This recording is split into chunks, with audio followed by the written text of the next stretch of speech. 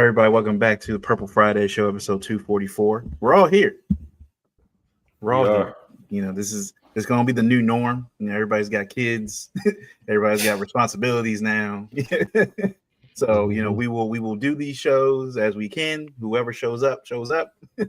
We appreciate it. Yeah. So, you know, we get it. You know, fatherhood and everything takes priority.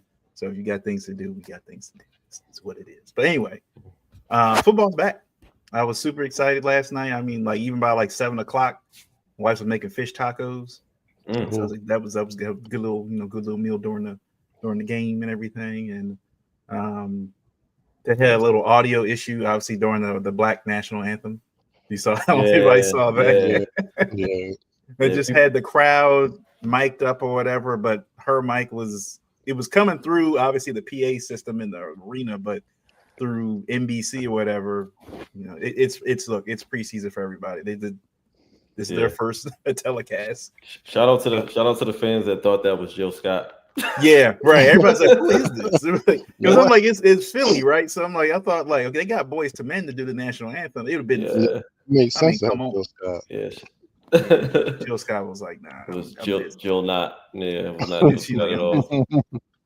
So I'm sure she sounded good. We wouldn't be able to hear it, but I'm sure she sounded great. So yeah, I mean they did they were getting on the Eagles for dragging out the entire like pregame ceremony for the Super Bowl. Like they made it a whole thing. They said it made it seem like they weren't going to win another one. Because usually I think when the Chiefs did theirs a couple years ago, they literally was just like they did a video and then I think they unfurled the banner and then that was it. They just got to it. Eagles did a whole. They had the stage up top, or showing off the old rings and stuff, and the new. Yeah, it was a whole thing that they did. You know, it is what it is. You win the Super Bowl. Can't be mad at it.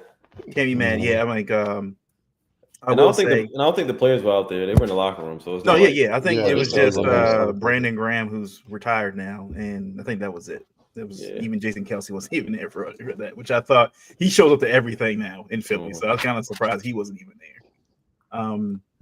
But I will say the first half of the game was surprising in the sense that usually you see in like the first week the defense is always like ahead of the offense, but this one it felt like both defenses were doing absolutely nothing. Dak Prescott looked good. Like he looked efficient out there. He was throwing to CD Lamb. He was getting the ball to Pickens and some other players. The running backs with Javonte Williams they worked with running the ball really well. On the offensive side for the Eagles, Goddard obviously got a lot of targets. AJ Brown only got that one catch for the entire game with one target. I think one target was the big part for me. Yeah. Like Jahan Dotson made the biggest play I think through the air, which was surprising. They just got him, so they made the biggest play through the air. But it was most of the Jalen Hurts Saquon show. You know, running the football. Jalen ended up finishing the game, I think, with the most rushing yards for the team, for the Eagles. The Eagles secondary, I know it was week 1. I get it. But Adoree Jackson, it's an issue. Abuse. It's an issue. I mean, it was CD Lamb was cooking him up like every single play. Like every play, they had him run across the field. Adoree Jackson's trailing. Like it was a clinic. The first half with CD Lamb, like he was catching literally, he was really wide open. Like I when they got to the second half, and you know the delay, the thunderstorm, and everything, it got more contested. But that first half, they couldn't cover CD at all during the game. So when they came out and scored that touchdown right away, I was like, oh, okay. So it would have been interesting to see how that game would have gone had the delay not happened. And they just kept rolling with the momentum, especially with the Eagles that just recovered with that fumble with recovery by Quinyon Mitchell. But for the most part, look, it's a divisional game. You know, they're going to play these games tough. And a lot of people, even Eagles fans, said, look, a W is a W. You don't care how you win in these divisional games. You just get out of there. It's week 1. For most players, as everybody knows, most starters don't even play in the preseason. So for them, and plus having that hour-long break definitely did not help. It definitely did not help. I think their halftime was shorter than that. Halftime was shorter than the break that they had. But for the most part, until we get to the Jalen Carter stuff, but for the most part, I thought the Eagles looked like, I say Jalen Hurts looks like he's already in playoff mode mentally. Like he was making plays with his legs and everything. He wasn't, throwing the ball over the field where he didn't need to. He was making plays. So he looked like he's comfortable in what he wants to do on the field.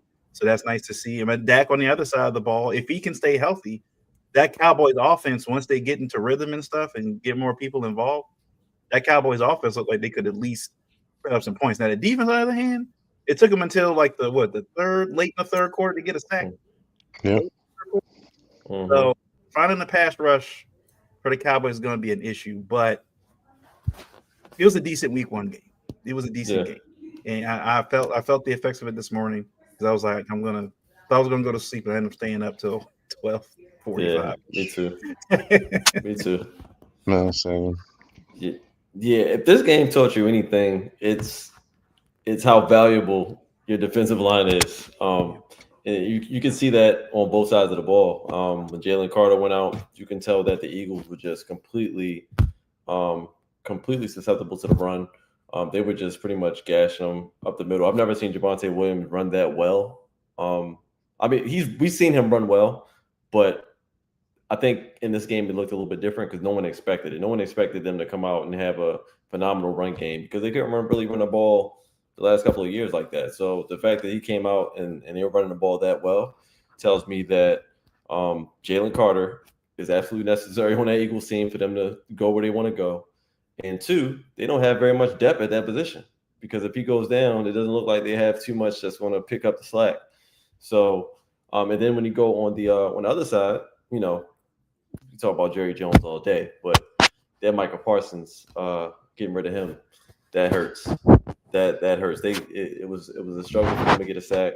Like you said, Miles, they did eventually towards the latter part of the game. They had a couple of defensive stops that were huge in that game. Unfortunately, the offense just went cold and they couldn't put up points, largely because of CeeDee Lamb. Really, no fault of Dak. I mean, only fault that I saw of Dak was that he was lining those receivers up all night. Oh my gosh, he was putting the target on their back. Those DBs, those safeties were just killing the tight ends and the receivers because Dak was just setting them up crazy. But other than that, Dak played a phenomenal game. He gave CeeDee Lamb, I think, I'll say two really, really good passes that CeeDee Lamb dropped. And the last pass that pretty much was the last chance that they had, that was also a catchable ball. I mean, it would have been a lot tougher of a catch, but I think Dak put the ball where it needed to be for a play to be made. I mean, they only needed 2 or 3 yards. I don't know if they should have went that deep on that play. I think they should have just focused on getting the first down.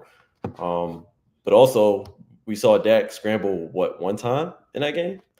Which, that just tells me that, whatever those hamstring injuries were last year, they were legit because he looked crazy running the ball. So I think that's something to look for going forward when they play some teams with better pass rush. And if they have to rely on Dak getting out the pocket and scrambling, they might be cooked. They might be done up. So, but other than that, I thought their receiving core is, you can tell their receiving core is upgraded. I think a lot of CD's success was, Adoree Jackson was getting cooked all night. However, with Turpin clearing out for most of those routes for most of those guys, and then Pickens is commanding a lot more attention than what they're used to seeing on the other side of CD. I think that kind of created some of those open looks as well. So Cowboys, all in all, I mean, they went up against the defending champs. The Eagles lost a ton of defensive players, but for them to come up and show up the way they did, have multiple opportunities to win, they just went cold after that lightning break. We've seen this happen in the NFL where we've had delays. It happened in our Super Bowl, the last Super Bowl we won, when the lights went out and Flacco was just cooking them. Either touchdown after touchdown after touchdown, the lights go out, come back, and it turns into a defensive battle. So we've seen this before.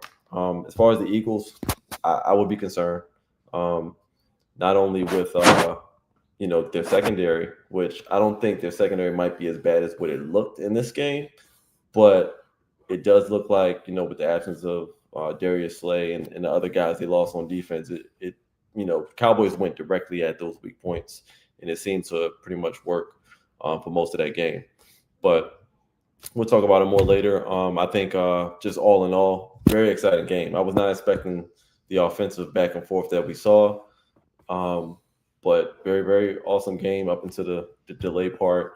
And then, yeah, I'm gonna be following the Eagles team, man.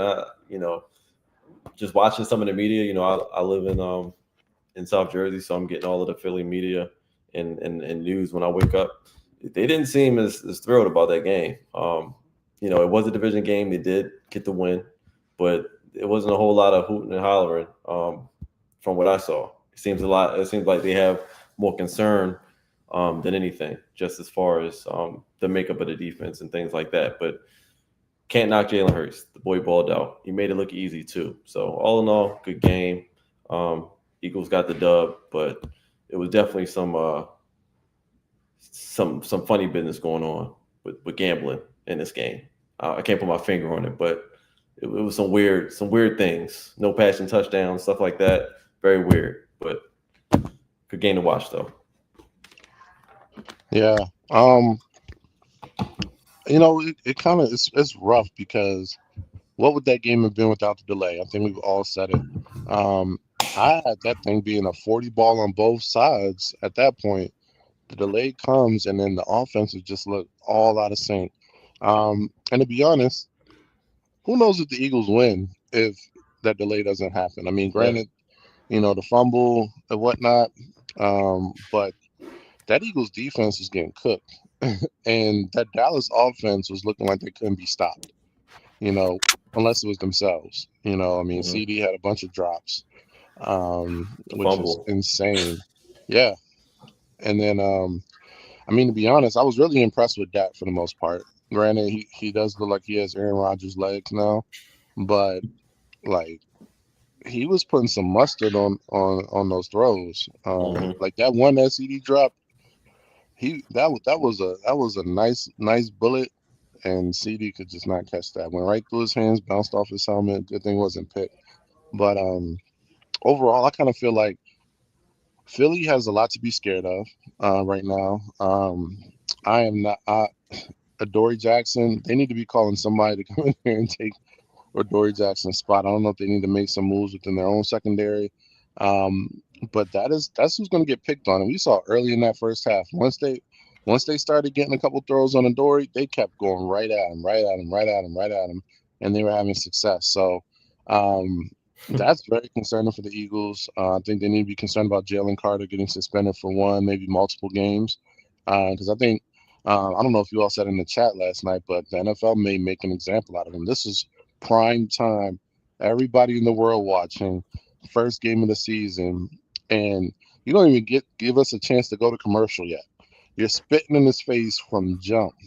And, regardless of like the whole Dak spitting his direction or whatever, you got caught. It's everywhere. They're going to bring the hammer down on my man's. Pause. But first one. But yeah, I mean, early on, I'd be concerned about that because then, those D tackles, like you let them go a couple weeks without playing. There's a chance, he gets out of shape. You got to work him back in. So I'd be concerned about the Eagles on the defensive side. You saw the difference it made. Offensively, to be honest, they didn't throw the ball to AJ Brown. I don't know what that's about. I really feel like there's a Shaq Kobe thing going on between Jalen Hurts and AJ Brown, no matter how they try to dress it up in the last year. But no targets. Like I forgot this man was on the team halfway through this game until somebody was like, AJ Brown doesn't have any targets.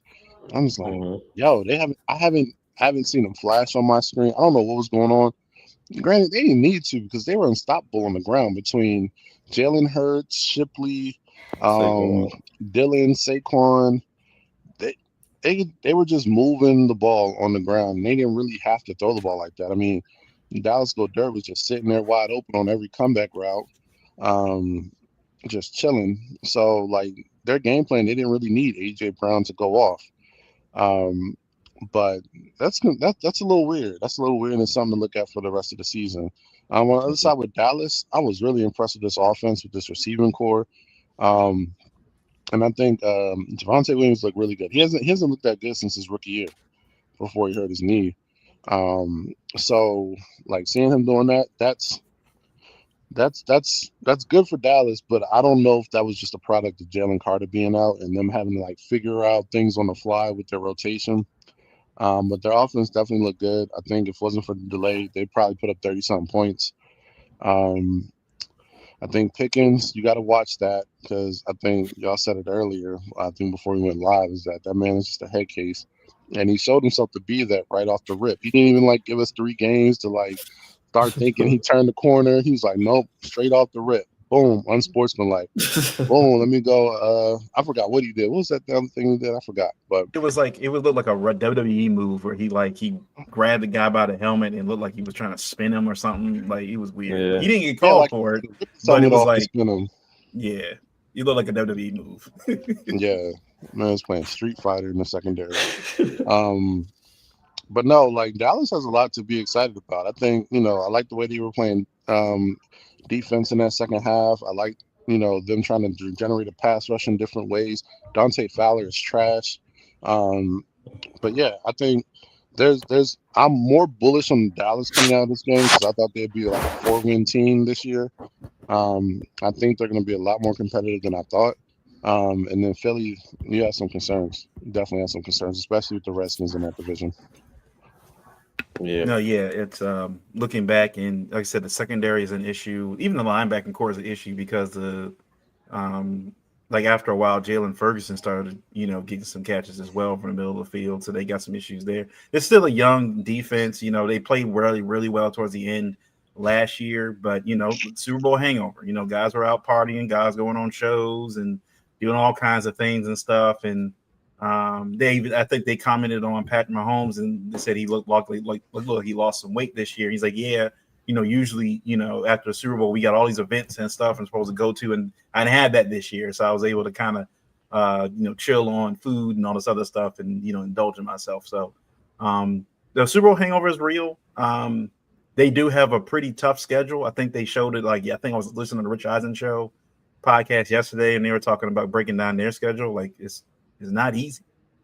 And the Giants, like you said, the NFC East isn't going to be what it was the last few years. I feel like Daboll there has he's got at least a quarterback group that he wants.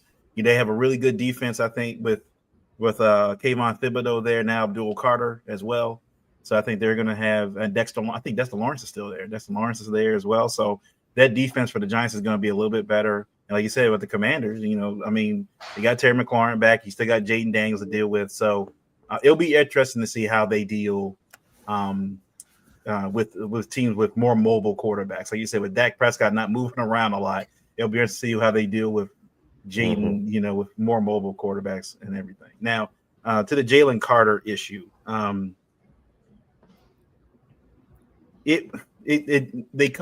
think I saw it this morning when they showed the other slow down the video where it appeared that Dak looks like he's spit in his direction or on the field, whatever that may be. But for Jalen, it was like he walks into the huddle. He walks into the huddle, so you already know there's going to be the refs are already looking at you. They already see a different color jersey walking into another team's huddle. They're like, "What's going on here?" They're like, "What's happening?" So you already know they're watching you.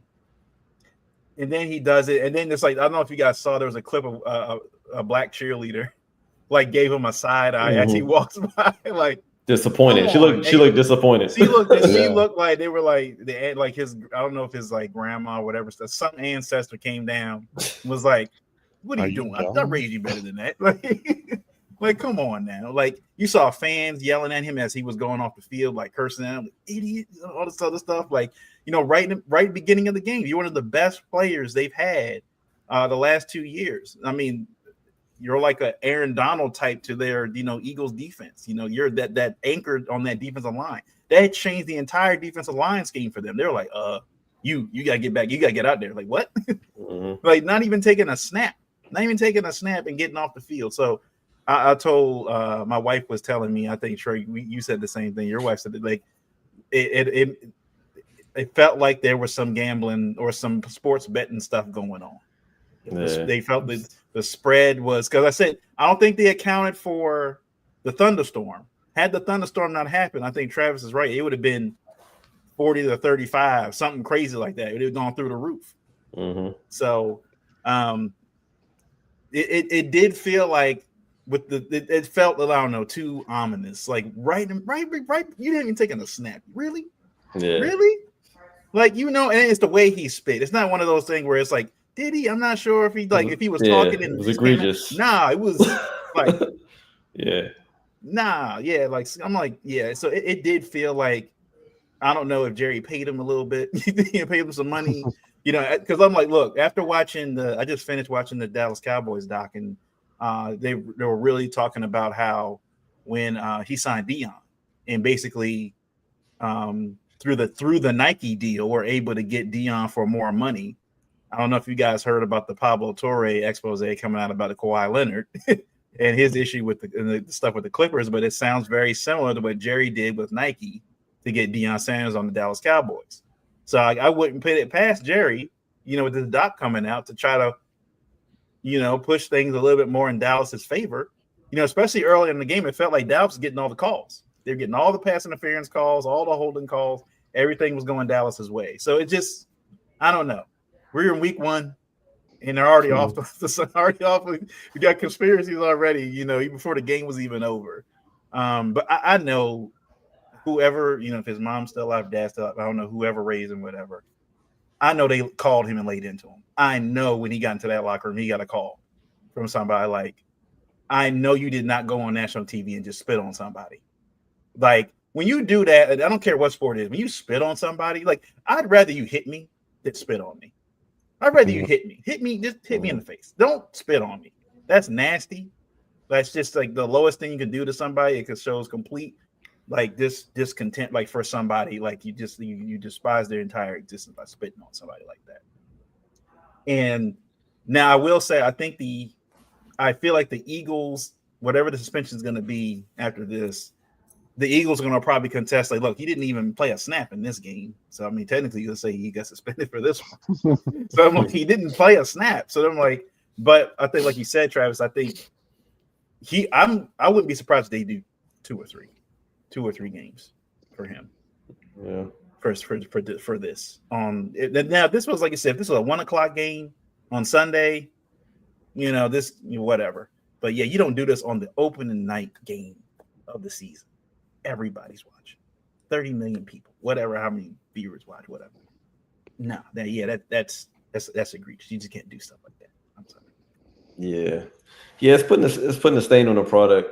Clearly, I mean, this game has been hyped up for I don't know how long. Week 1, Thursday night, first game of the season. Like you said, it's prime time. Division rival game, and not only that, you're the best player standing on the field. So every camera's on you, like, you know that. And you know, the act itself obviously was egregious. I thought it was even more egregious than what it was until I did see Dak. You know, we saw the clip of Dak, you know, spitting first. He obviously baited him into that. I don't think Dak expected to spit back though. Like, as crazy as that sounds, pause, but I don't think he expected him to retaliate in that way, especially not walking up to the huddle and just we talking just directly at you. Like, I don't even think Jalen Carter realized. I don't know if it just something that just happened, because he obviously didn't think before he did it, because the way he did it was just so, like, nonchalant. It was just like he just did it, and he actually had a smirk on his face. So it was like, yeah, he doesn't understand what he just did and what that means. I mean, he does when he think about it for a while, but you can tell he was also kind of like immediately embarrassed, because the way he's walking off, he was kind of like, yeah, I saw, he got me, like, that got me, like, he baited me into that, and it happened. But you just can't do that. NFL's obviously going to set some type of example. I don't know what it's going to look like. Like I said, Miles, I think a couple of the games is probably going to do it, but those are, even if it's 1 game, 2 games, that's a huge game. I don't know who they play next, but we've seen how that Cowboys game went, and we know how that game was supposed to go. So him having to sit down for a few weeks, that's going to be critical for their, you know, just getting the season kicked off. But I don't think it's going to be anything that's that's going to prevent them from making postseason or anything like that. But yeah, it was just a disgusting act. He's better than that. He got to be better than that. I don't know. It was such an awkward, weird week one. Like not even week one, game one. Like it's just so many things in this game that happened, and for it to start off with that, I don't think we've seen that before. I mean, most of the time we've seen that, it's been immediately after a play or something. Like somebody thought they got hit dirty and he got up and he spit, something crazy. But for it to just be like, what could be the conversation that leads to that at the first snap of a game? Like that's the part that's super weird. I hope he learned his lesson from it. And the dude gets paid a lot of money, so I don't think he's going to be. I'm pretty sure he's going to think before he acts like that again. But if I was missing those game checks for whatever he's going to get suspended for, but got to be better. That's all I gotta say. You just got to do better. Yeah, it made me think about I'm not proud of this, but like when I was in 6th grade, I got into it with one of my older cousins' friends. Like they're like way older. They were like juniors at Woodlawn, and I did spat at him, like I right at him, and my cousin whooped my tail right then and there, and that was like the lesson. You know what I mean? Like no matter what, the most disrespectful thing you could ever do to another man is spit on him. Mm-hmm. One of the worst things you can do, period, is just spit on somebody. And it's like, that lesson is going to have to get learned by Jalen Carter. Like, it's going to come from the NFL. I know his teammates laid into him. I don't know what his response was. I didn't get to watch the video, but like you got to be better than that. Like, nobody should be getting you to that point where you're spitting at him. I get the brawling and pushing and all that. That's football. Spitting is uncalled for. I mean, he's going to get reprimanded. He's probably going to get reprimanded by the team too. Yeah. I wouldn't be surprised if when he comes back, like he may come on some limited snaps. Like This is bad, and you put your team in a bad situation off the rip in the beginning of the season, and it's going to carry over for a couple weeks. Yeah. It's just not a good look. There's no excuse for it. And I guarantee you, the next game, I'm gonna say pause in advance, but they coming for him. Yeah, like somebody's gonna lay him out. Like there's gonna be somebody. I don't know who that guy on the Dallas team is. Yeah, that next but one. Yeah, he's gonna take a shot. Yeah. So you gotta learn the lesson. Yeah, the bad part about it is because you do this so early. Now every team you play knows. Oh, you can get in his head. Like pause. And it was like, like we can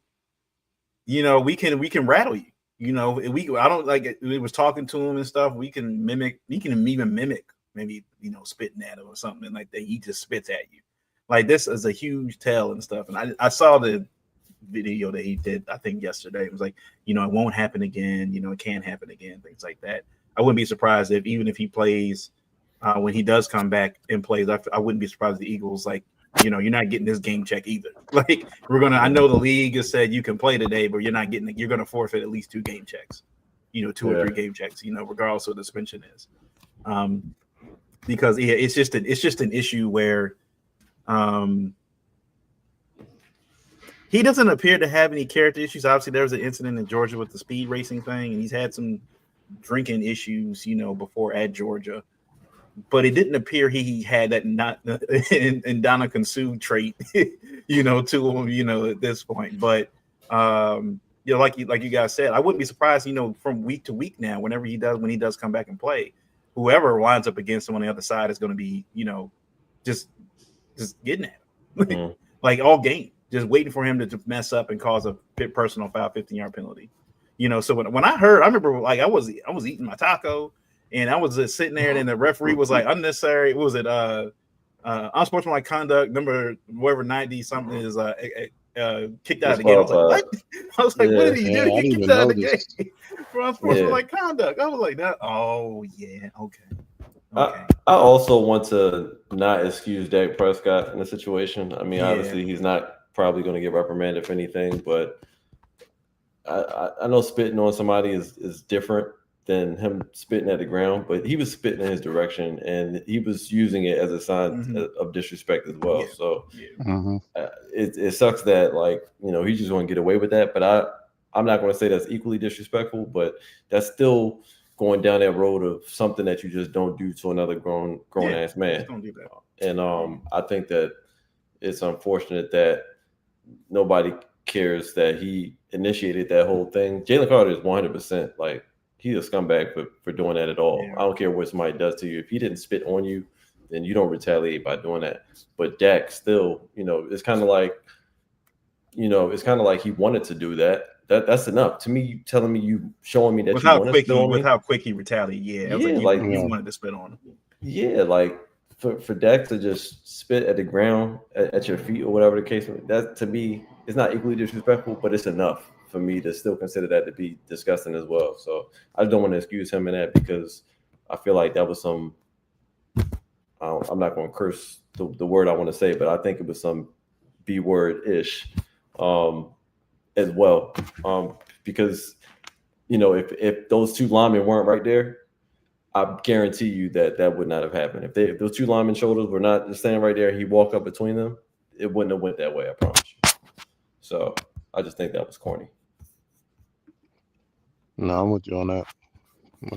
Yeah. Look, there's a lot of those Georgia dudes in the NFL grads and stuff, and I'm pretty sure, you know, because you said what Dak did, he needs to look out. He needs to watch out for himself in the next few weeks or whatever. There's a lot of Georgia dudes in the NFL, and I'm pretty sure they have a tight unit, you know, as far as like them chatting up and everything. I'm pretty sure some of them called him and saying like, you come on, man, you can't be doing that stuff. But I'm pretty sure they were like, look, now that we saw the video and him doing that, like, nah, they're gonna take that as an offense. So yeah, they were both wrong. Yeah, for sure. It should be it'll be interesting. But we'll move on to our week one picks.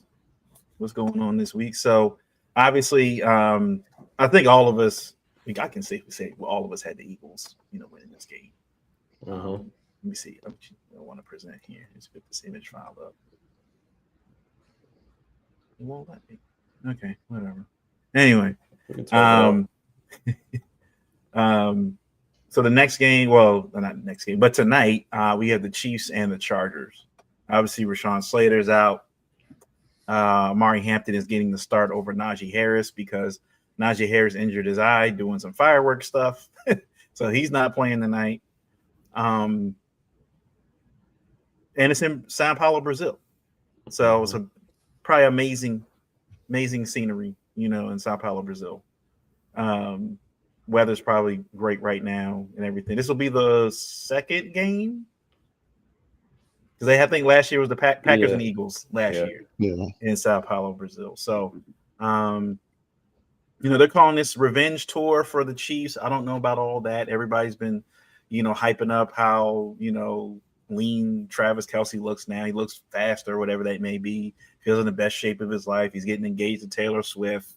You know, now Rashee Rice is, you know, dealing with potential. He hasn't been suspended yet.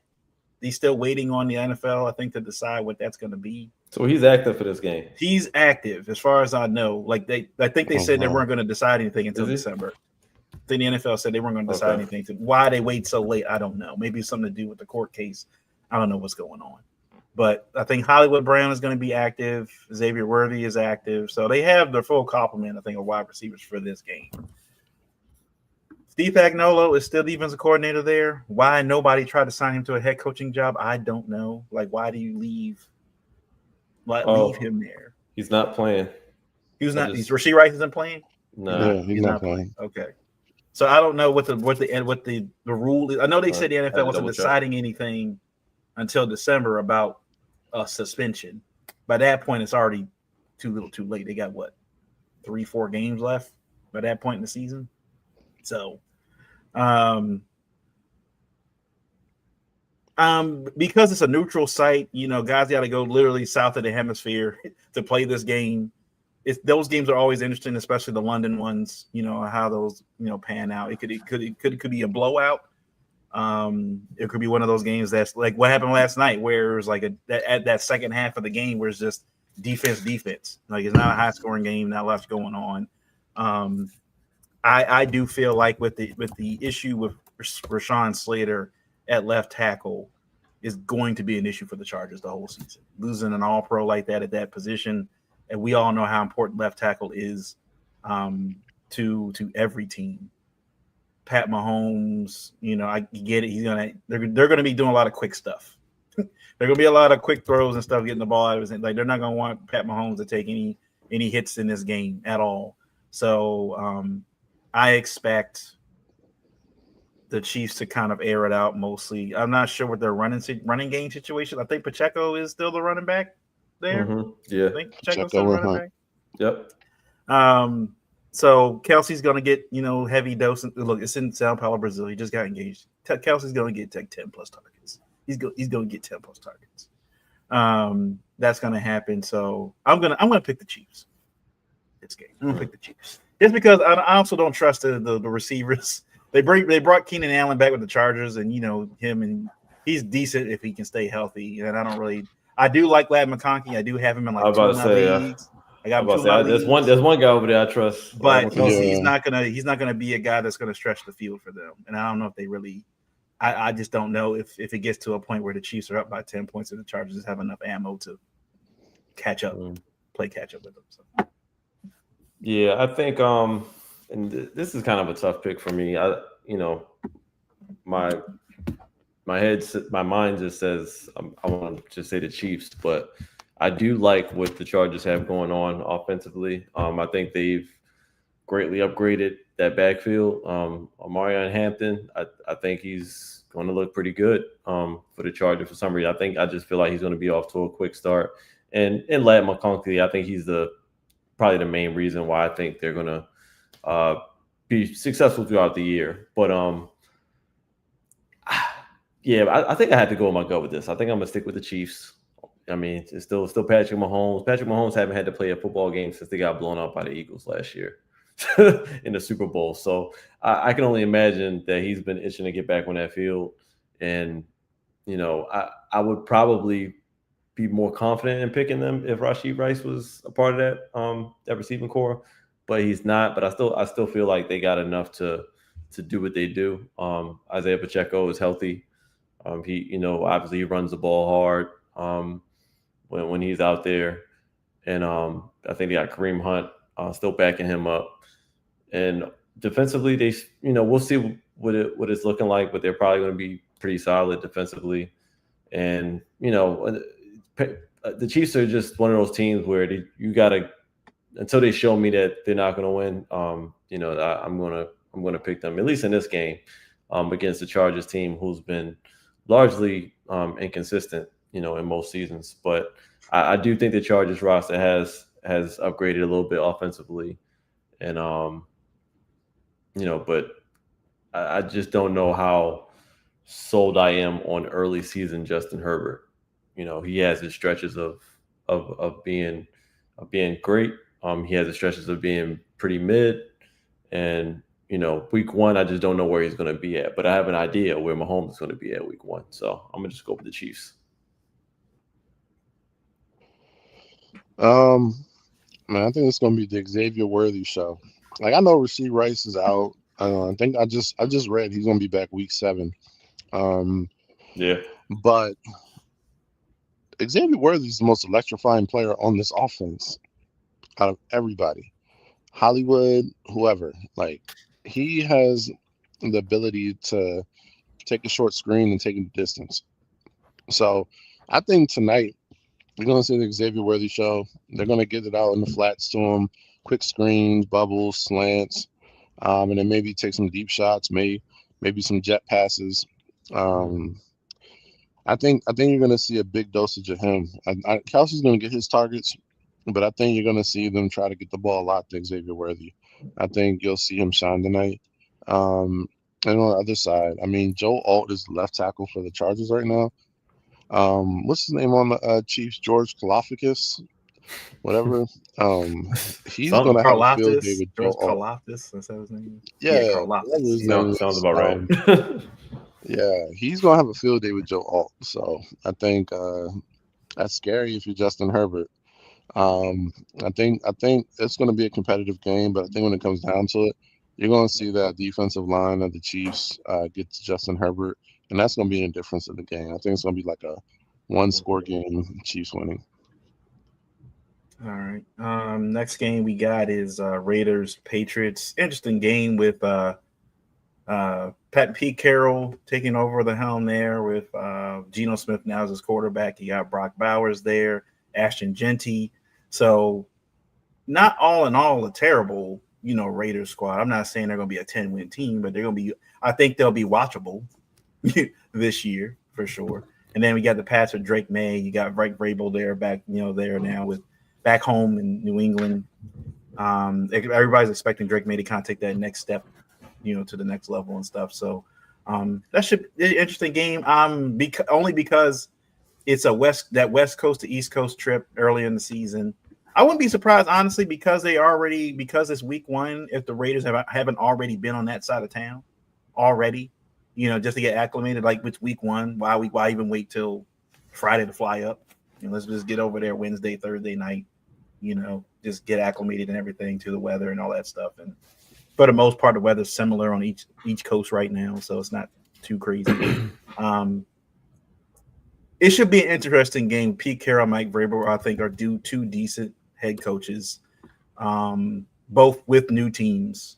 Even though Mike Vrabel's used to the Patriot way and all that stuff, he hasn't coached the Patriots before.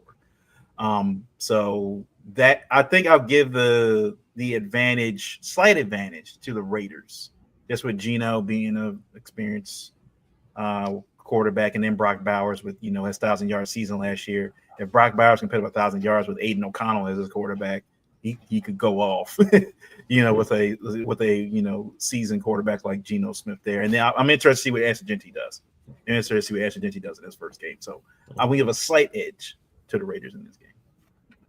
Yeah, I agree. I'm going Raiders in this game.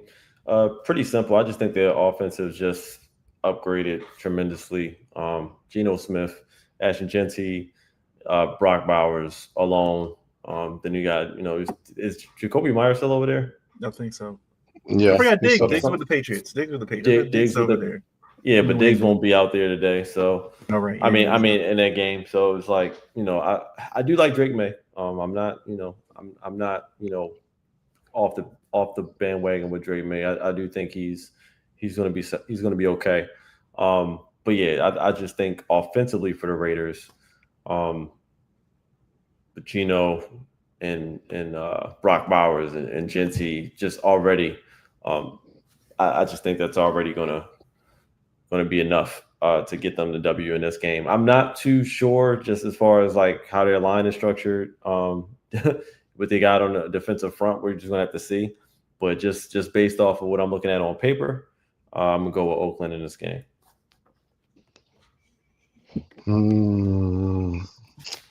Man, I'm actually I'm going the other way. I'm going with the Patriots.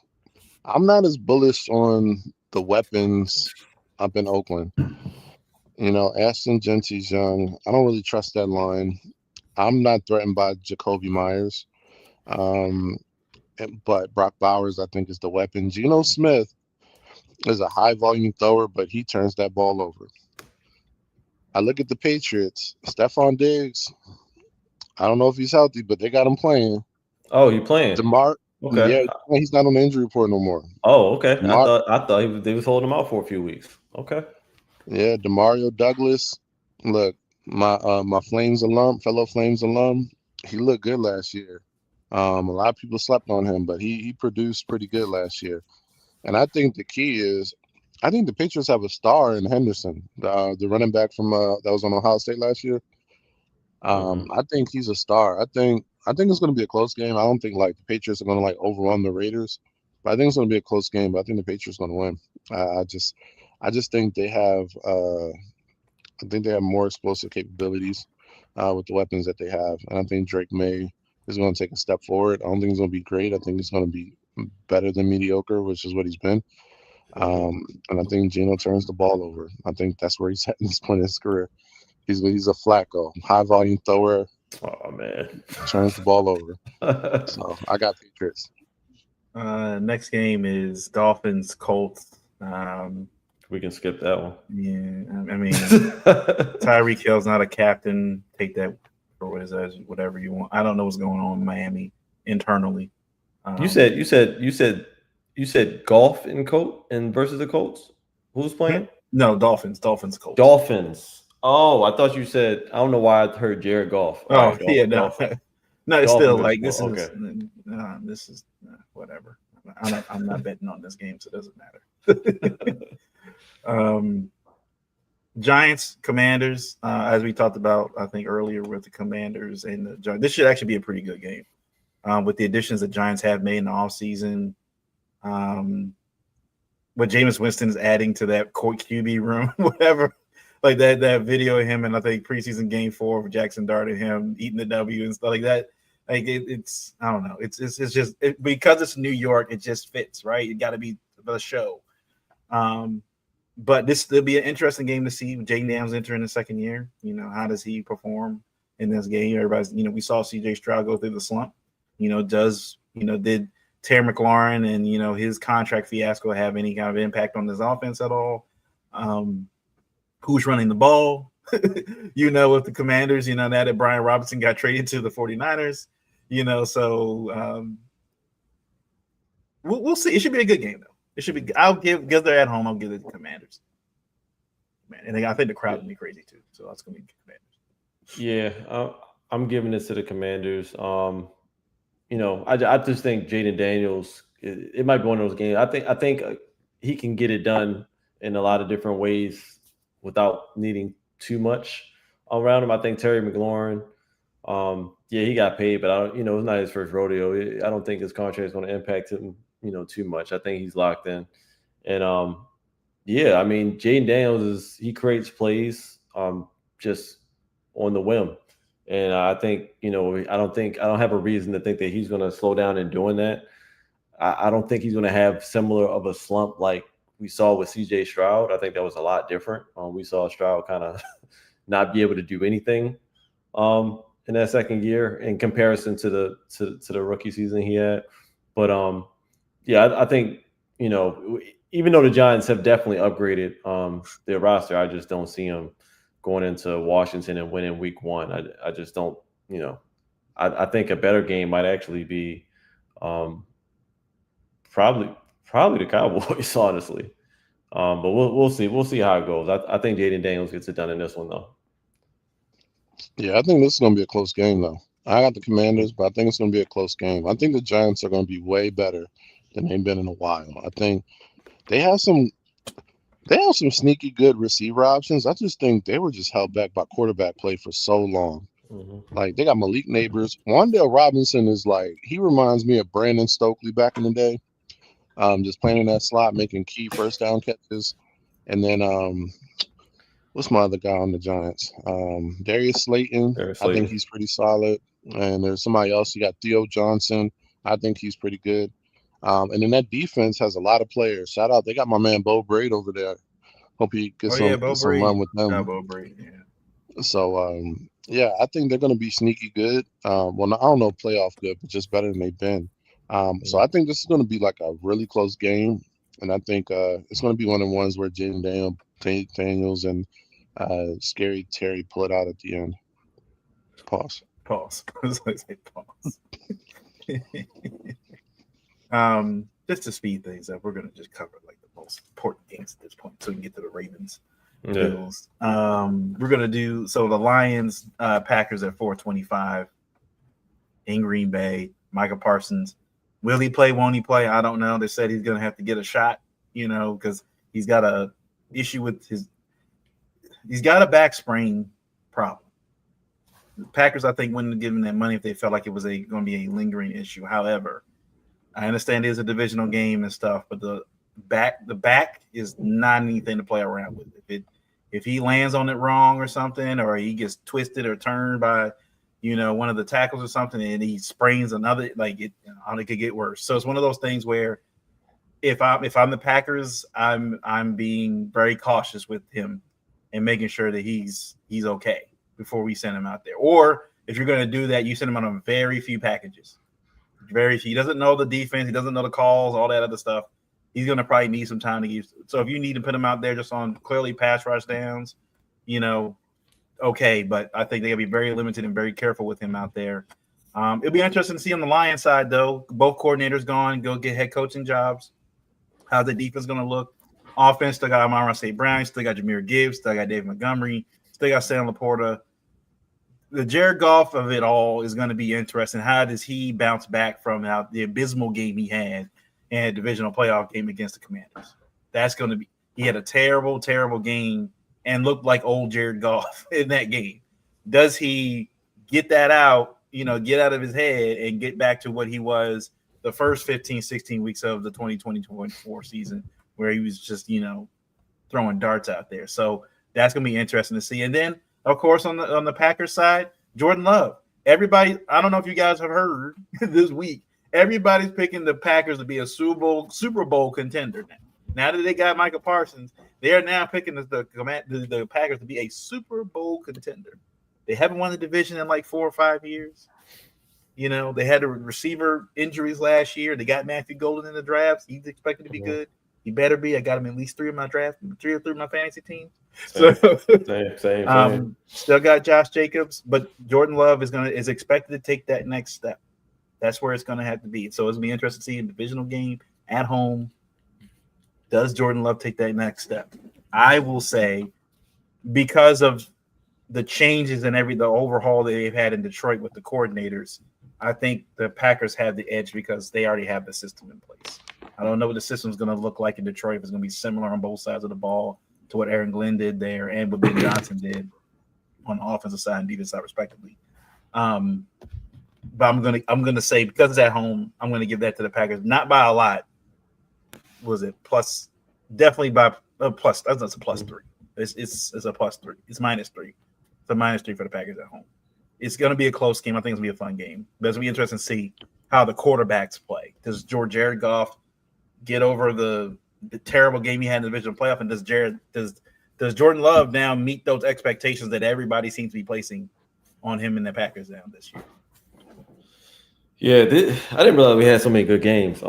This is going to be I was back and forth with this one as well. I think both sides of the ball got guys, man. There's guys on both sides of the ball. I mean, on the Packers end, I think the best thing about the Packers they had going, if you paid any attention to how that back end of the season went for the Packers, Josh Jacobs was pretty much their MVP. Josh Jacobs looked like the best he was probably the 3rd best running back in the league outside of Saquon and Derrick Henry. Josh Jacobs was up there too. So, obviously they still have him coming back for another year.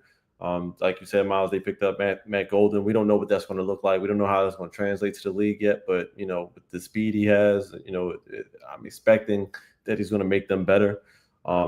Jordan Love, we'll see how, we'll see what changes, he's made, how his game has improved. If he can get over that hump, we'll see.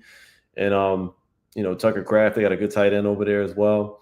But then on the Detroit side, I mean, they still got weapons too. I mean, Jared Goff is still a dog. I mean, he'll go out there, throw 5 picks one game, but then he'll come back and throw 5 TDs. So but more consistently, he's been way better than he is not, and that's because of all of those weapons. I mean, they still have all of those weapons over there.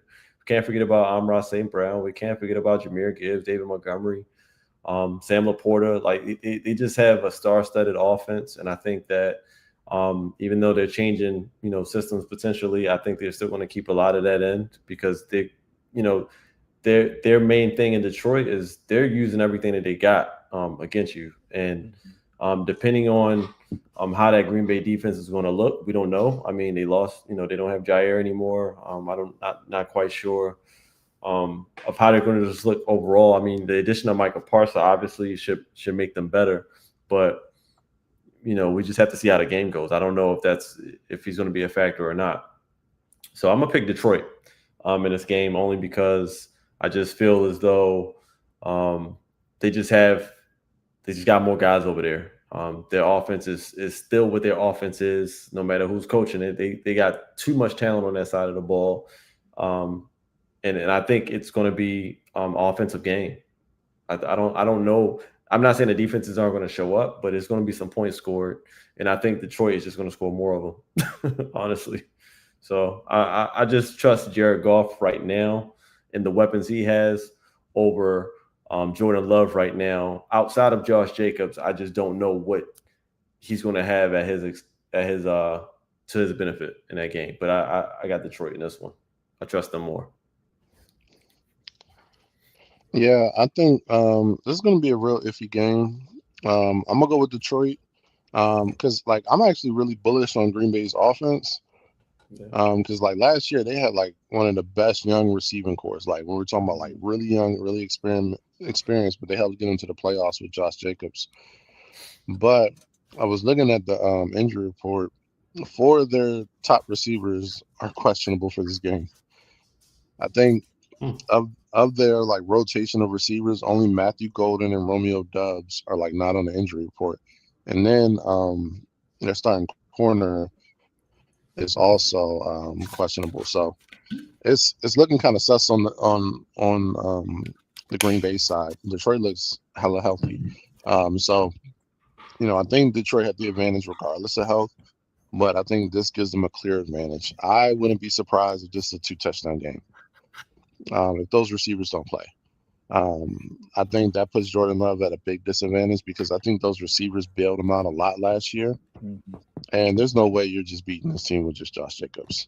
Matthew Golden's a rookie. He's explosive. He may make some big plays. Romeo Doubs is really good. He may make some big plays. But, look, 3 people and a quarterback who's hit or miss, that's not going to beat this Detroit team, not under these conditions. So, I got Detroit. I think it's going to be a 2-touchdown game. All right.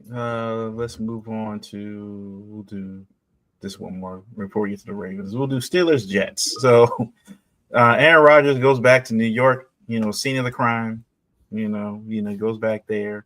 Justin Fields plays for the Jets.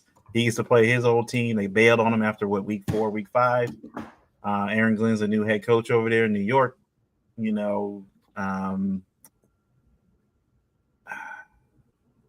I feel like this is not going to end well for the Steelers. I know everybody has the Steelers probably winning this game, but I think with Justin Fields having an axe to grind, Aaron Glenn, obviously, being a black head coach in the NFL is not easy. Especially the Jets have had a few of them, and they haven't lasted that long. So he knows he's got to put on a performance, especially early on, to keep his gig. So I just think that, especially with the running game, Breece Hall, they got Braylon Allen. I want to see more from him this year.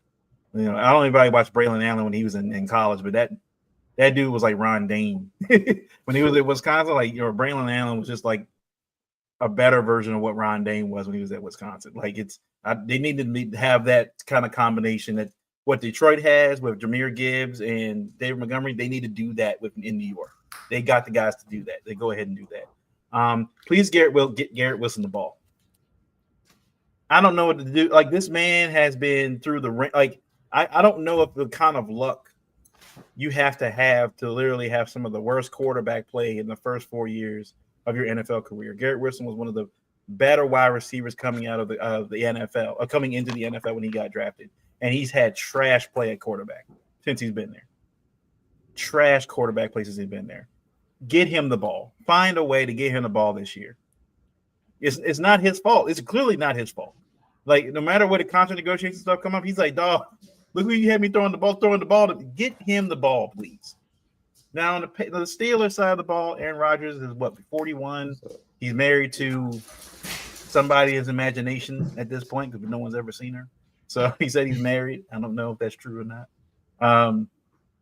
How does Mike Tomlin manage that, situation with DK Metcalf ego, Aaron Rodgers ego that's going to play into this fold and stuff? Cam Hayward is still having a contract dispute with the Steelers, I think, at this point. He said he wants more money if the TJ Watt got paid. They got rid of Minka Fitzpatrick. He's gone. He's out of there. You got Jalen Ramsey now on dead defense. Jalen Warren's now he's going to be running the ball. He's the everyday running back now. We'll see how that pans out. I just don't. Everybody keeps expecting him to be Tom Brady and Aaron Rodgers. Tom Brady is a one of one. Like, these NFL teams, they saw Tom Brady play at 41 years old, thinking that everybody else could do it. No. We saw what he did with New York. He had arguably a better wide receiver core when he's with the Jets. And they were a 7-win team, 6 or 7 win team last year with the Jets. And a better defense. That Jets defense was a better defense. This is an aging defense there's an aging defense. Outside of DK Metcalf, they don't really have any wide receiver threats. They have, was it Calvin Austin? I think is still there. They rarely use him. They got 3 tight ends now. They got Jonnu Smith, they got Washington, and they got Freiermuth. They're good tight ends. They're good tight ends. They're good tight ends. But I don't know if they're going to be running. They're going to run like a heavy set, like a heavy sets all game, like 3 tight ends out there. Like the great moment special. Put Freiermuth in the slot. Like what are we doing? So I'm like, I don't know. I think that going into New York, I think I've always said when they put all their chips on the table for Aaron Rodgers, I feel like this is going to bite them. Like putting all your chips on the table for Aaron Rodgers when they had opportunities to go into the draft and get somebody, to trade for somebody else. They didn't do it. They went all in on Aaron Rodgers. I'm like, I don't think this is going to work out the way y'all think it's going to work out. So I'm going to give this one to the Jets. Yeah, I think I want the Jets to win. I don't think it's going to work out that way. Week 1, I think it might take a second just for Justin Fields to kind of get his feet under him over there in a new city and figuring things out. I just don't think right away he might not have the chemistry that we expect him to have with some of his guys. But this is the thing. I do have the Steelers winning this game, but I think it's going to be bad for them winning this game because I think they're going to actually believe that they're good after they win, and they're not. I don't think that they're going to be good in the long run. I think they're going to get a win here, maybe a couple of other wins, and they're going to be feeling themselves until they run into a buzzsaw. And eventually things are going to catch up to Aaron Rodgers, and the new weapon he has over there with DK. I just don't know how sustainable it's going to be with him behind that offensive line, and but I'm gonna give them the slight edge only because they do still have TJ Watt. I mean, regardless, they have TJ Watt. He's been there for a while. Cam Hayward, I don't know what's going on with his contract, but he's there. They did lose Minka, but they got Jalen.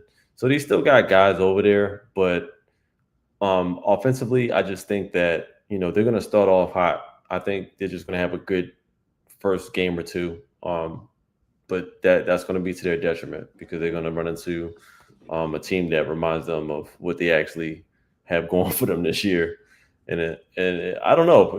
I would love for that to be the Jets to humble them right off the bat, but I think they'll learn more from a loss than they will if they win this game. I think it's going to come to bite them when it counts.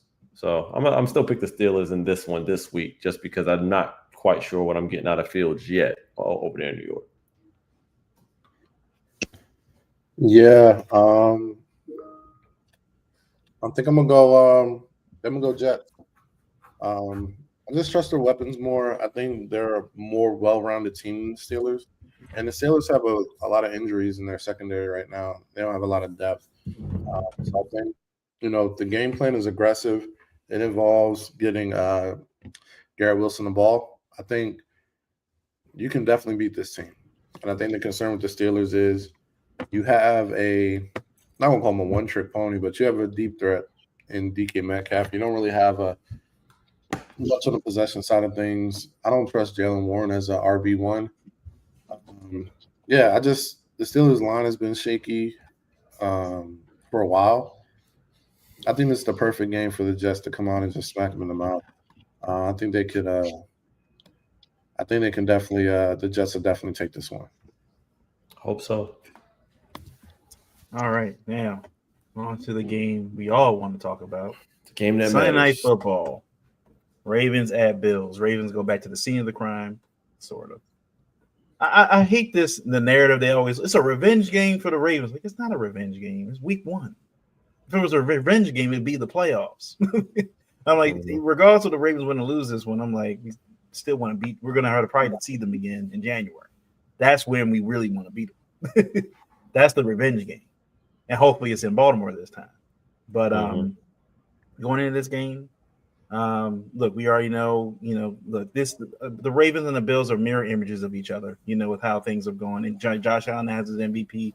Lamar has 2, should have had 3. But, this is the both of them can't beat the Chiefs in the playoffs. Will they, won't they get to the Super Bowl, blah, blah, blah, all this other stuff. Now, starting off this season, the Bills are still very, very, like when they say it, as far as the defensive line, small. They didn't really add any weight or anything to that side of the ball. So running the ball for the Ravens is going to be key for them. Looking at the Ravens injury report, they had like 3 guys. I think it was Patrick Card. He's going to be out. Isaiah Likely obviously is out with a foot. And then it was Jair Alexander was limited, but today, as of yesterday, he was a full participant in practice. So it looks like he's going to play full time. So the Ravens are pretty clean when it comes to the injuries. Now on the Bills side, apparently they got like 5 players dealing with groin issues. I don't know what's going on there in Buffalo, but everybody's got groin issues. I don't know what's going on. Okay. But Tyler Bass, the kicker, has a left hip and groin issue. Okay. Khalil Shakir got an ankle. Keon Coleman got a groin. And Tre'Davious White got a groin. Now look, sound like they had Diddy over there. Look. I don't know if they have a similar situation that the Cowboys had with the White House, that they had around near the facility and stuff, and things got a little crazy. Everybody got groin issues. I don't know what's going on when you got like 5 players got groin issues, but that's a factor with your kicker having a left hip and groin issue. Obviously, you can't kick that well. And if anybody has had groin injuries, no, those things linger. Like having a groin is a groin injury is one of those things you can't really do anything about. It's just like I just have to wait for it to heal. And it's just one of those things that, as you're playing, if you're doing that, activities and stuff, they can just pop up. The injury just gets aggravated and stuff again. So it's like they have like Keon Coleman and Khalil Shakir are going to be the 2 of their top receivers have injuries right now. So that's going to affect their game. So it's going to be reliant mostly on James Cook. I think and Josh Allen kind of running some kind of RPO type game, relying more on Dalton Cade and Dawson Knox, getting the ball for sure over the middle of the field, which I think plays into the Ravens' hands with having, I think you're going to see a lot of Kyle Hamilton and a lot of Malachi Starks. A lot of them involved in those different plays in this game, especially if they're going to be more in the middle of the field because the outside threats are going to be hampered. Now, I think I don't know how serious these injuries are for the Bills. If they're just limited, I expect them to play for the most part, but nothing to the extent of they're going to re-aggravate, whatever injury they got going on. So I expect the Ravens not to wait till week 3, week 4 like they did last year with Derrick Henry. They're going to be out the gate here with him in this game. He's going to get his, 20-plus touches. I noticed Keaton Mitchell isn't on injury report, so I'm hoping with the Pat Ricard injury, this will be an interesting lineup that we probably haven't seen in a while for the Ravens. Do they run more of a split back formation? Do they have like a combination of Derrick Henry, Justice Hill, Keon, with Ali and Keaton Mitchell and or whatever combination? Do they have like 2 running backs and a split back set or something without Pat Ricard being back there just to see what this looks like if you have a Keaton Mitchell and Derrick Henry on the field together at the same time? What does that provide? Obviously Rashad Bateman's had a really good, camp, they said. We're expecting more, obviously, from Zay Flowers as well. With Isaiah Likely being out, we're going to see a lot more of Charlie Kolar in this game for sure. How does that line look? This new line with Falele and, Voorhees now getting the start at left guard. I think it's going to be I wouldn't be surprised if it looks very similar to what the Eagles Cowboys looked like in that first half, where it's just back and forth. and then the defense makes adjustments in the halftime, and then we kind of get into what it actually is going to look like. You know, so I wouldn't be surprised if, you know, they're just going back and forth, you know, just going. It's an exciting game to watch. It's Sunday Night Football. You know, I think the referees are going to try to, after the fiasco with Eagles Cowboys, are going to try to want to make this a little bit more, you know, like the fun to watch. So just keep the pace moving, keep it up, you know, keep it going. So, but I do expect the Ravens tend to win these games against above Buffalo, regardless of where they play. I think the Ravens have won like the last 4 out of 5 games in the regular season against Buffalo. So I think playing in Buffalo, especially this time of year, week 1, temperature's about the same. It's not icy cold over there like it was in December and stuff in January. So I think Lamar going in, not having the MVP stuff on his back, everything is about Super Bowl now at this point. Everybody knows he's a Super Bowl. He's an MVP candidate every single year he's on the field. It's a Super Bowl or bust, man. It's Super Bowl or bust. So I think it'll be interesting to see when they come out of the tunnel, how they show on the sideline, what they look like, how they look. What's the attitude coming into this? Do they look like, all right, it's business time? Well, I know we were joking around during preseason stuff, but this is business mode. We got things to do. I know they over here talking about the Chiefs. They talk about the Eagles repeating and the Bills and other stuff like that, but we're trying to win the Super Bowl. Like what? Yeah. And I think EDC has made some moves, and you know, with the undrafted rookies and stuff they brought in the secondary that they got. I think they had the talent. They've had the talent for the last 3 years, in my opinion, to win the Super Bowl. And I think they start off right out the gate week 1. I think they go ahead and they win this football game I think they win by 10. So I'll give my score Ravens 20, Ravens 30. I'll put them 30. Ravens 30, Bills 18. Okay. Nice little blowout. Yeah, this is I'm super excited about this game. I mean, you know, we all know how it ended last year, and you know, revenge game, I don't think it's a revenge game. The season is just too long to call it that, like you said, at week 1. But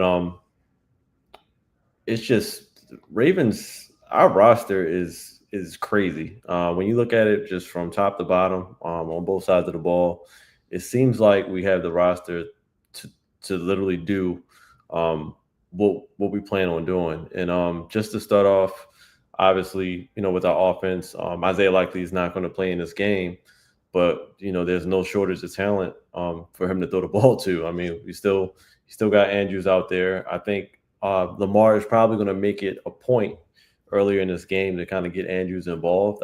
I think it's going to be kind of important for him to kind of get going and kind of get over the hump mentally with how things ended last year. So I think he's going to be involved early and often. Zay Flowers, we're all excited to see him. I mean, you know, he ended the season with an injury, and we know how he was cooking, you know, leading up into that postseason, and the fact that, you know, he wasn't able to contribute the way we would have liked based on the injury. It's going to be exciting to see him. I think Zay Flowers is honestly going to be probably unguardable this season. If we can scheme him up correctly and put him in situations, I don't think there's a DB in the league that's going to be able to cover him. And then you couple that with Rashad Bateman already showing tremendous upside from even this back half of the last season as well. He was having a phenomenal season. You know, ever since that pass hit him in the face mask, right after that moment, he's been probably our best receiver. Him and Zay. So he's still continuing to get better as well. And then we just added, you know, D-Hop just for that red zone, you know, or whatever we need him for. So, you know, I just think the stars are kind of aligned offensively for the Ravens. I don't think as many defenses that's going to be able to hang with them. And then I didn't even mention a run game yet because it's just obvious. I mean, we got Derrick Henry. We got, you know, a top 2 back in the NFL. He's proved it year in, year out.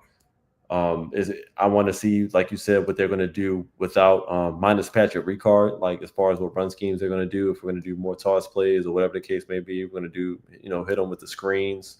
I would like for our offense not to be as predictable this season. With Derrick Henry running off the field, we know they kind of guess what we're about to do next. Or if Derrick Henry running on the field, they know what we're going to do. I would like them to be a little bit less predictable, but that was also on my wish list last year. So, not much is wish with that. I still want the same. And then you flip it over to the defensive side of the ball. We probably have one of the best, if not the best, secondary in the league. I mean, if you're just thinking, if you just name Kyle Hamilton, Jair Alexander, Nate Wiggins, Marlon Humphrey, Malachi Starks, and we have others that we can name that we still have some depth pieces as well. There's really no excuse at this point. There's nobody on the Bills side of the ball that I can think of that's going to be able to contend with any of those guys, especially as a tandem. And I think the only threat, which I said this last season leading into that playoff game, was James Cook. We got to worry about James Cook. For some reason, we could not stop James Cook. Josh Allen, by all intents and purposes, he didn't really do much in that game, in that playoff game, except for not turn over the ball. That's all he needed to do for them to win that game last season, obviously because we were shooting ourselves in the foot. But James Cook is, I think, who we need to worry about in this game. So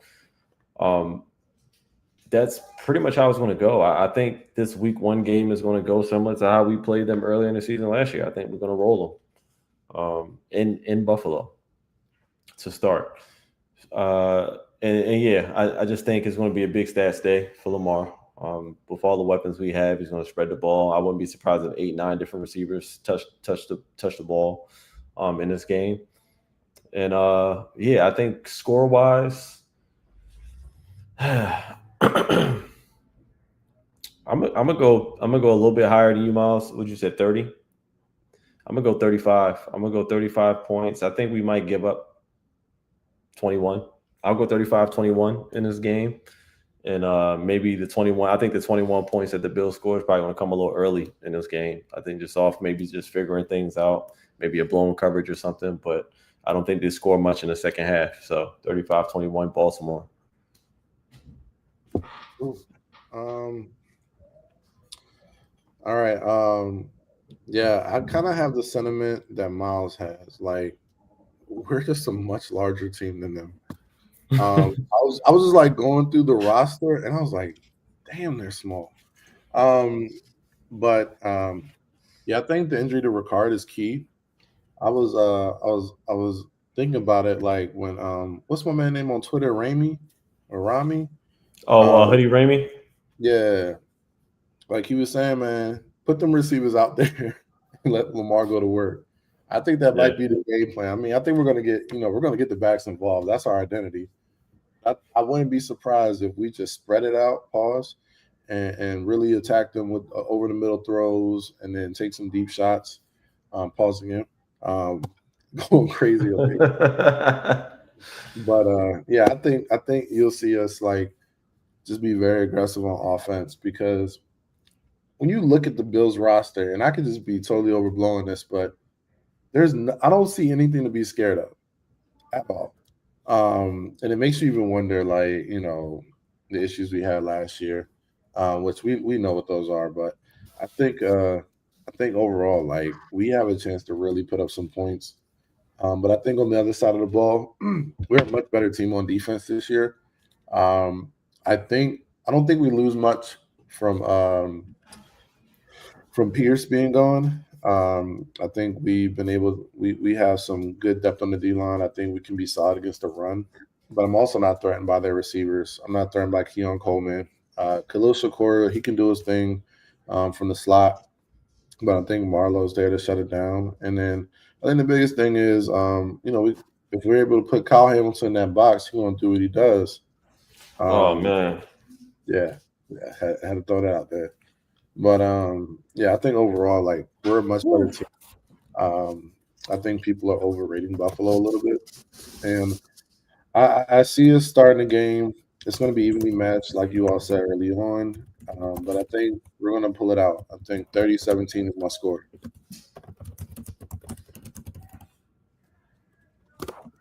No, I'm also, interested to see. I think before I did it, I'm interested to see with Mike Green. I don't know how many snaps he's gonna get and what package he's gonna get out there. But can he get to the quarterback? Can that new pass rush group for the Ravens, can they get to the quarterback? I think that's gonna be interesting to see. I think a good thing this year to bringing Chuck Pagano back, helping to coach the secondary. With I think Dean P still being there as well. You have 3 defensive coordinators in that staff. You have Zach Orr, who's the current coordinator, but Pagano, who's coached the Ravens before, and Dean P. So you got, but it also feels like they're letting Zach Orr run the show. They're not like trying to overstep, step on toes and things like that. So I do expect that secondary to get a little bit more aggressive, be more ball hawkish and stuff, in this year. Nate Wiggins getting the interception out, finally got at the end of the season against the Browns. I think got it out of his system, and now he can kind of go play ball. So it'll be interesting to see how they play. I think the biggest thing for them, will be, I think this year is they have the right people in the right places on defense. Last year they had to do a lot of, moving around. They get people in the right spaces before that defense got together, because those first 2 weeks of the season they didn't look too good, and Zach Orr was struggling as well. So having Marlon at the slot, you get Kyle Hamilton playing his free safety, and then you got Malachi starts playing strong safety and allowing Nate Wiggins to play outside, and Jair Alexander and was it Owize playing also. That's another cornerback, and then of course, like you guys said, they did those 2 cornerbacks that they undrafted that they ended up making the roster, played well in the preseason. So you got depth pieces there as well. He rotate, people in and out. So just having guys in the right places. If Mike Green, that's going to be the X factor for this whole defense. I think that's been the missing factor for this team.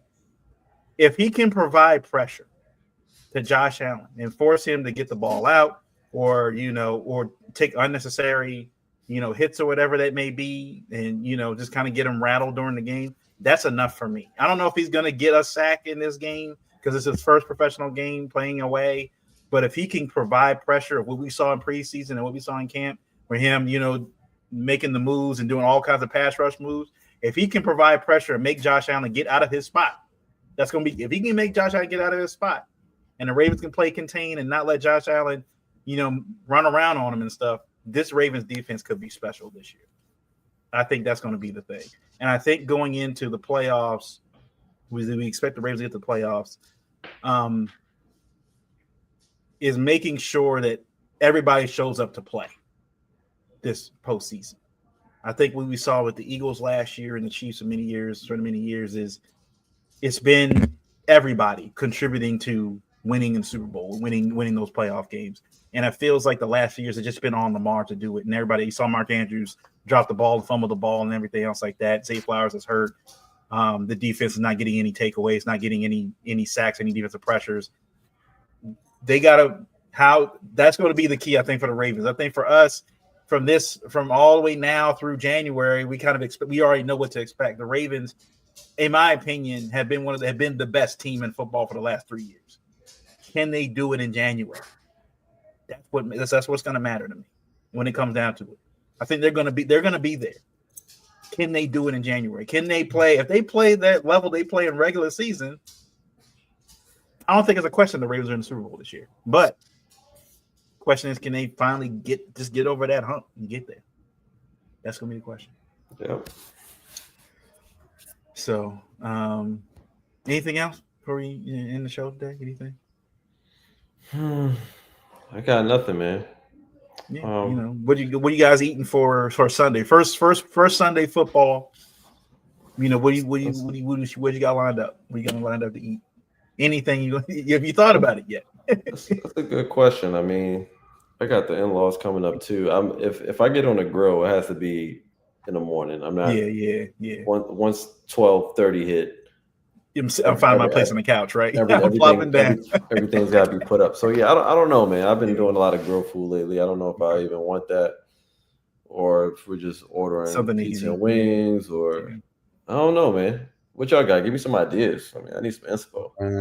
I'm about to go hit up Sprouts, get those Wagyu Kobe dogs. Get those, and I think I might do Wagyu the Kobe chili. hot dogs. That's Wagyu crazy. Kobe hot dogs. You Yeah. said? How does Yeah, that yeah. work? It's just Huh? It's It's I mean, just just regular Wagyu beef dogs. hot dogs. Yeah, it's made straight from Wagyu beef. Yeah. Wow. I gotta Okay. try those. So You yeah, said they only got those at Sprout. I I've don't only think we seen got one of this, those out bro. here. Yeah, you got to probably look it up where they got it at your area. But Yeah. I like doing those and throwing the chili on top. So Mhm. may get like a chuck roast, make some chuck roast chili. Chili That's glizzies. Wagyu dogs. Yeah. Yeah, this is my favorite part of the year. You know, this is where this honestly the part of the year I like grilling during football season. You know, summer it's like it's cool and everything, but it's So too hot. hot. It's So so hot, hot yeah. outside. I'm like, I'm not trying to be out there. The grill is at 350, 400 degrees, and it's already 100 degrees outside. Like, nah. Yeah. This is the year I like grilling. It's like Yeah. 76 degrees. Throw a hoodie on. Mhm. I've been out there all summer, man. Yeah, I seen you, man. We've been seeing you. We've been seeing you. I've been grilling up them steaks, them ribeyes, man. She been making you go to work, man. She's like, no. Nah, that's been me. That's She when ain't you even just making want me. steak. Yeah. It's all I got to do, man. I ain't leaving the house. I ain't been Nah, doing so when you're home, right? You like you Yeah. start like, hey, well, Yeah. I'm here. You know, I ain't been going doing nowhere. grilling. I might throw Yeah. I might throw a little steak on. We'll see. Yeah, I got some ribs in the freezer, so I'm gonna put those on, and hopefully the next week or two. There you So, go. I may do that for the the Ravens Browns game. I might do Gotcha. the ribs on the grill. Do that. So. All right, that's it from us. We'll catch you guys next week. We'll have our Pookies and Bells, after week 1 for sure. And I'm pretty sure that with all the games that are happening this weekend, there'll definitely be some pause moments. I'm sure. You already know. Yeah. You know, for week 1. You know, I'm pretty sure there'll be some pause moments for week 1. So, everybody enjoy college football on Saturday and stuff. There's some good games coming on, and football's here. So happy football, and everybody enjoy the games tonight. And football is literally from Thursday through Sunday. Holiday weekend. Football. So everybody enjoy your Friday, and take it easy. We'll see you guys later. Peace. Peace. Peace.